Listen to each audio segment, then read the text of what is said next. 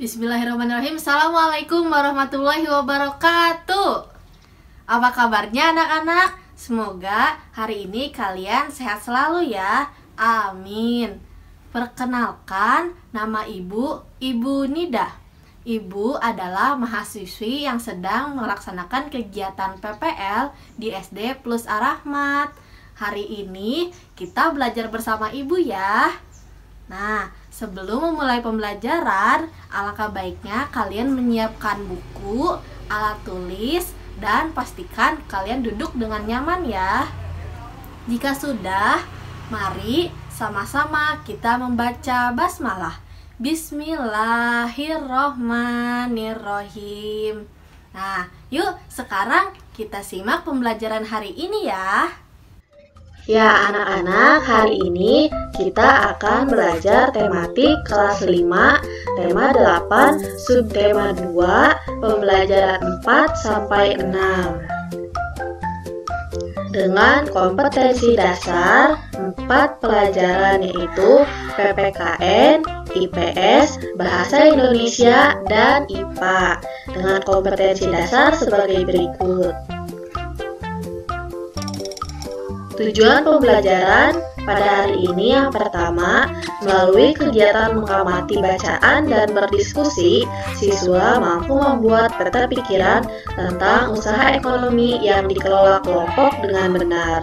Yang kedua, melalui kegiatan mengamati dan berdiskusi, siswa mampu mengidentifikasi urutan peristiwa dalam teks non-fiksi dengan benar.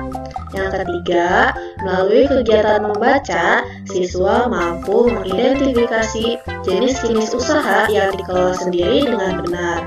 Yang keempat, melalui kegiatan mengamati, siswa dapat menceritakan keragaman adat istiadat di lingkungan sekitarnya dengan benar. Nah, anak-anak, pada video sebelumnya kita telah membahas tentang jenis usaha ekonomi yang dilakukan secara perorangan. Sekarang kita akan belajar mengenai jenis usaha ekonomi yang dilakukan secara kelompok. Usaha ekonomi secara kelompok itu dikelola secara bersama, baik modal, pengelolaan, maupun keuntungannya. Jenis usaha ekonomi yang dikelola kelompok yang pertama ada Badan Usaha Milik Negara atau BUMN. BUMN atau perusahaan negara yaitu sebuah perusahaan yang seluruh atau sebagian modalnya dimiliki negara. BUMN dapat berbentuk perusahaan umum dan perseroan terbatas. BUMN bergerak di bidang usaha yang bersifat strategis atau vital, misalnya bidang energi listrik dan telekomunikasi. Selain BUMN, ada juga BUMD, Badan Usaha Milik Daerah. Badan Usaha Milik Daerah atau BUMD atau perusahaan daerah merupakan perusahaan yang seluruh atau sebagian besar modalnya dimiliki pemerintah daerah. Tujuan pendirian BUMD yang pertama, ikut melaksanakan pembangunan ekonomi daerah dan pembangunan ekonomi nasional, memenuhi kebutuhan rakyat dan menyediakan lapangan kerja untuk mewujudkan masyarakat adil dan makmur. Tadi kita bahas di halaman 75-76. Sekarang selanjutnya ada Badan Usaha Milik Swasta, dibuka halaman 76. Badan usaha milik swasta yaitu badan usaha yang merupakan perusahaan yang seluruh sahamnya dimiliki oleh swasta. Ada 3 macam badan usaha milik swasta atau BUMS. Yang pertama ada firma. Firma adalah usaha ekonomi bersama yang didirikan oleh sekurangnya 2 sekutu. Pendiri firma biasanya orang-orang yang saling kenal satu dengan yang lain. Setiap anggota firma memiliki hak untuk bertindak atas nama firma. Lalu, yang kedua ada persekutuan komanditer. atau CV. Persekutuan Komanditer atau CV didirikan oleh sekurangnya 2 orang yang menyetorkan modal. Pada CV terdapat 2 jenis sekutu, yaitu sekutu aktif dan sekutu pasif. Sekutu aktif berperan sebagai investor dan pengelola CV, sedangkan sekutu pasif berperan sebagai investor tanpa terlibat dalam pengelolaan CV. Lalu yang ketiga ada perseroan terbatas atau PT. Perseroan terbatas adalah usaha bersama yang modalnya berupa kumpulan saham. Saham diartikan sebagai bukti kepemilikan suatu perusahaan atas penyetoran modal. Nah, berikut BUMS atau Badan Usaha Milik Swasta. Selanjutnya, yang ketiga ada koperasi. Kalian pasti sering dengar kan koperasi? Koperasi adalah badan usaha yang beranggotakan orang-orang atau badan hukum koperasi dengan melandaskan kegiatan berdasarkan prinsip koperasi sekaligus gerakan ekonomi rakyat yang berdasarkan asas kekeluargaan. Koperasi pertama kali dikembangkan oleh Dr. Andes Muhammad Hatta. Atas perannya tersebut, beliau dijuluki Bapak Koperasi Indonesia. Di buka halaman 77, di sini ada macam-macam jenis koperasi. Yang pertama, ada koperasi konsumsi. Koperasi konsumsi menyediakan berbagai barang konsumsi seperti beras, gula, minyak, dan lain-lain. Selanjutnya ada koperasi simpan pinjam.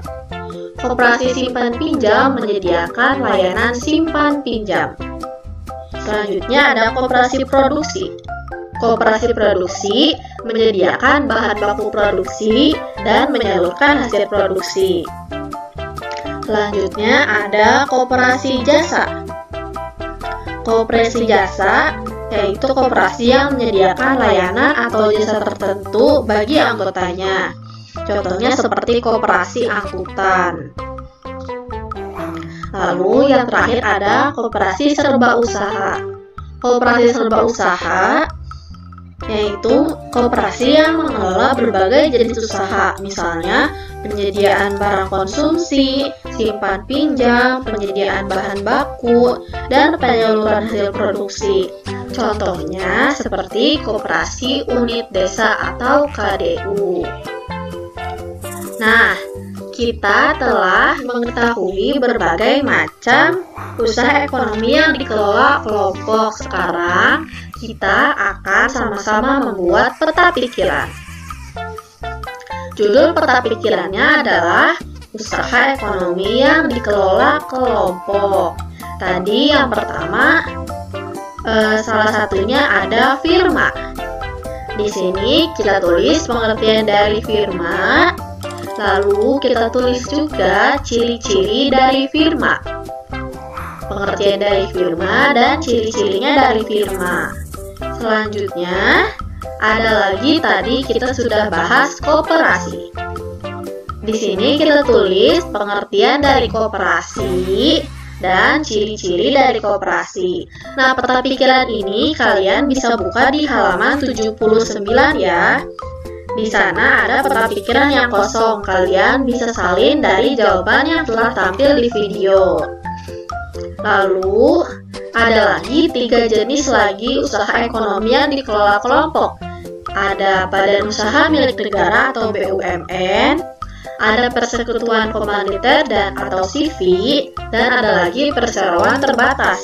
Nah, yang lainnya belum kita buat peta pikirannya. Kalian bisa isi untuk 3 selain itu ya.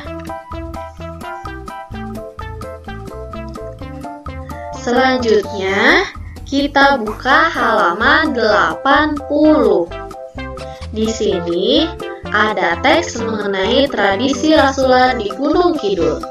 Kita baca sama-sama ya. Masyarakat Gunung Kidul di Provinsi Yogyakarta mengenal tradisi rasulan. Kegiatan rasulan atau bersih dusun ini dilakukan oleh para petani setelah masa panen. Waktu pelaksanaan tergantung kesepakatan warga setiap dusun, tetapi biasanya sekitar bulan Juni atau Juli. Rasulan biasanya berlangsung selama beberapa hari. Rangkaian kegiatan diawali dengan kerja bakti atau membersihkan lingkungan sekitar dusun. Warga bergotong royong memperbaiki jalan, membuat atau mengecat pagar pekarangan, serta membersihkan makam. Selanjutnya, tradisi rasulan juga disemarakan dengan berbagai rangkaian kegiatan olahraga dan pertunjukan seni budaya. Berbagai tradisi dan atraksi seni budaya pada perayaan rasulan di Gunung Kidul ini berhasil menarik perhatian wisatawan baik lokal maupun luar negeri. Atraksi seni budaya yang disuguhkan seperti doger, jatilan, wayang kulit, dan reog Ponorogo. Puncak keramaian acara rasulan terjadi saat diselenggarakannya kegiatan kirab. Kirab adalah semacam karnaval atau arak-arakan mengelilingi desa. Dalam acara kirab itu dibawa pula tumpeng dan sajian berupa hasil panen seperti pisang, jagung, padi, sayur mayur, dan hasil panen lainnya. Di akhir kirab, warga melakukan doa bersama di balai dusun. Mereka berdoa memohon ketentraman dan keselamatan seluruh warga. Acara kemudian dilanjutkan dengan kegiatan perebutan tumpeng yang ditunggu-tunggu oleh masyarakat dan wisatawan. Tradisi rasulan merupakan aset budaya yang harus dipertahankan. Tradisi ini melestarikan jiwa kebersamaan dan semangat gotong royong, sehingga keharmonisan masyarakat dapat terjaga. Selain sebagai sarana untuk memupuk semangat kekeluargaan, tradisi ini juga menjadi salah satu wadah untuk melestarikan kesenian daerah Gunung Kidul. Nah, anak-anak, setelah kita membaca tradisi dari Jakarta ini, di sini ada tabel. Tabel ini berisi nama tradisi, peristiwa, dan maknanya. Di sini ada contoh tradisi, yaitu tradisi tumpengan. Tradisi tumpengan ini sebagai peristiwa ulang tahun. Maknanya bersyukur kepada Tuhan atas usia yang diberikan. Selanjutnya kita lanjutkan tradisi dari Indonesia yang lainnya. Di sini ada tradisi kebo-keboan. Tradisi kebo-keboan ini peristiwa dengan beberapa laki-laki berdandan menjadi kerbau dan berkorban untuk membajak sawah. Makna dari tradisi ini meminta hujan ketika musim kemarau. Selanjutnya ada tradisi adu betis. Tradisi adu betis ini di mana para pria di Maros menunjukkan kekuatan dengan cara saling menendangkan betis mereka. Maknanya sebagai ungkapan rasa syukur kepada Tuhan Yang Maha Esa atas keberhasilan panen. Nah, berikut contoh dari tradisi, peristiwa, dan maknanya. Jika kalian memiliki tradisi di daerah kalian atau tradisi dari orang tua kalian, kalian bisa lanjutkan di kolom selanjutnya ya. Selanjutnya dibuka halaman 85. Kita lihat gambar di samping ini. Kira-kira ini gambar dari peristiwa apa ya? Tanahnya kering, terlihat tidak ada air. Lalu pohon-pohonnya juga tidak berdaun, apalagi berbuah. Ya, ini adalah peristiwa kekeringan. Pernahkah di daerahmu mengalami peristiwa kekeringan? Lalu apa yang dapat kita lakukan dalam menghadapi peristiwa seperti kekeringan? Nah, sekarang kita buka halaman 85. Di sini ada teks Tari Suling Dewa. Kita baca sama-sama ya. Air merupakan sumber kehidupan. Ketika hujan tidak turun dalam waktu lama, bencana kekeringan dapat melanda suatu daerah. Saat itu, banyak kegiatan manusia terganggu karena berkurangnya air bersih akibat kekeringan. Banyak cara dilakukan masyarakat untuk menghadapi bencana kekeringan. Misalnya di Desa Bayan, Lombok Utara, Provinsi Nusa Tenggara Barat. Ketika musim kemarau tiba, para tokoh adat atau sesepuh adat Desa Bayan melakukan ritual lewat tarian, yaitu tari suling dewa. Tarian tersebut merupakan sarana permohonan doa kepada Tuhan Yang Maha Kuasa agar hujan segera turun. Nah, anak-anak, berdasarkan teks tari suling dewa yang baru saja kita baca, di sini ada pertanyaan yang bisa kita jawab sama-sama. Nomor 1 ada, dari mana asal tari suling dewa? Jawabannya, dari Desa Bayan, Lombok Utara, Provinsi Nusa Tenggara Barat. Bagi kalian yang sedang memegang bukunya, sambil dibaca ya buku teksnya. Lalu nomor 2, kapan dilakukan tari suling dewa? Tari suling dewa dilakukan ketika musim kemarau. Lalu yang ketiga, siapa yang melakukan tari suling dewa? Jawabannya, tokoh adat atau sesepuh adat. Lalu apa tujuan tari suling dewa? Jawabannya, sebagai sarana permohonan doa kepada Tuhan Yang Maha Kuasa agar hujan segera turun. Lalu, mengapa air penting bagi manusia? Ayo, menurut kalian, kenapa air penting? Karena air merupakan sumber kehidupan.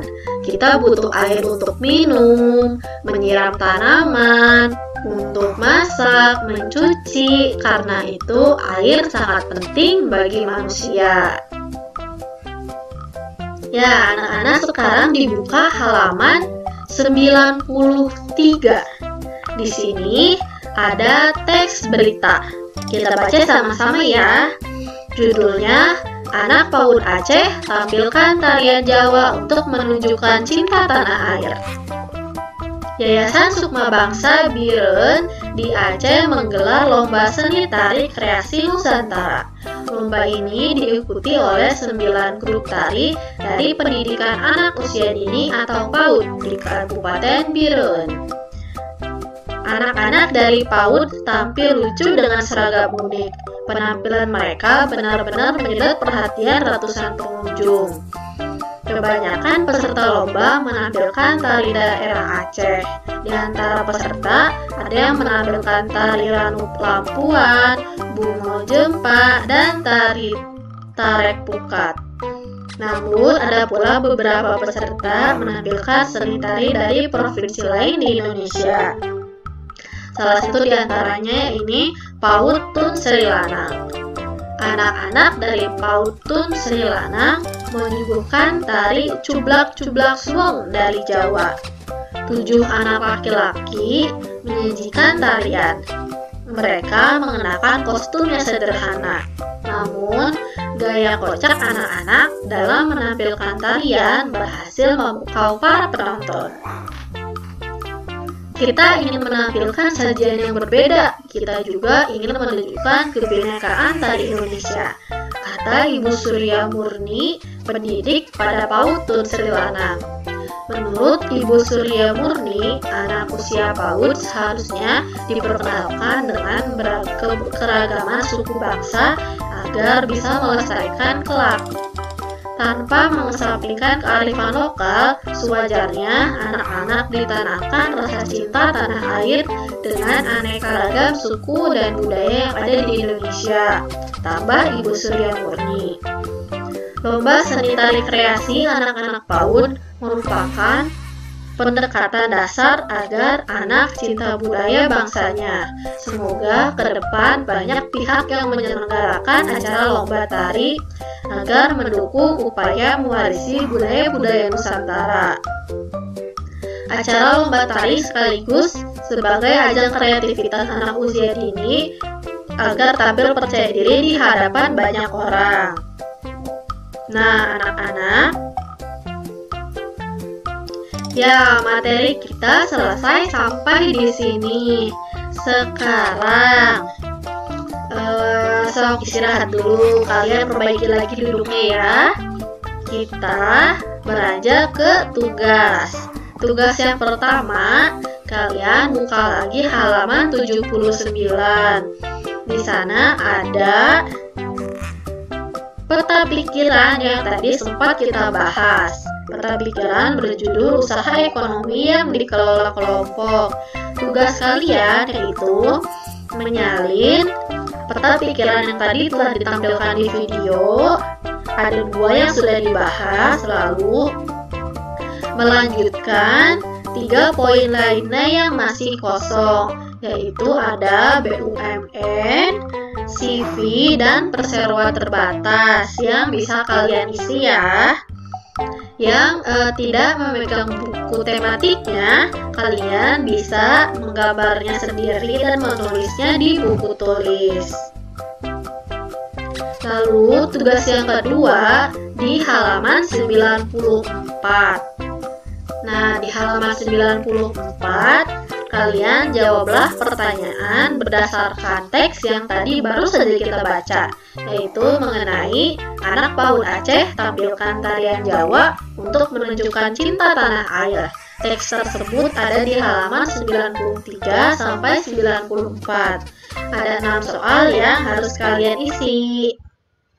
Bagaimana? Apakah kalian mengerti dengan pembelajaran hari ini? Jika ada yang tidak dimengerti, kalian dapat tanyakan kepada guru dan orang tua kalian. Nah, untuk menutup pembelajaran hari ini, mari kita sama-sama mengucap hamdalah. Alhamdulillahirobbil alamin. Nah, sampai bertemu di pembelajaran selanjutnya. Tetap semangat dan jaga kesehatan. Wassalamualaikum warahmatullahi wabarakatuh.